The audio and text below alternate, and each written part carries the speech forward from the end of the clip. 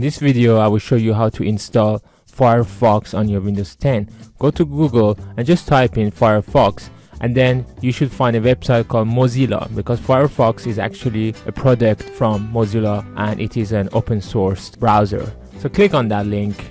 I'll also provide that in the description of this video. Then all you need to do is simple, just click on download Firefox, click on save, go to the folder that you have just downloaded. In my case, it was in downloads folder. Just double click on the application.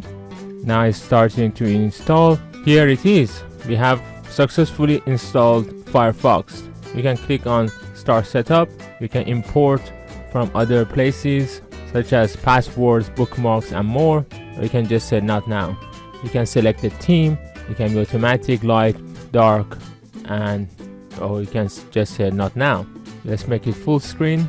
There is a privacy notice. Just quickly you can go through these options: view bookmarks, history, downloads, sync tabs. You can also enable this sidebar, and then you can have your accounts, login, passwords, and then you can also have a few more options in here, just as a quick reminder.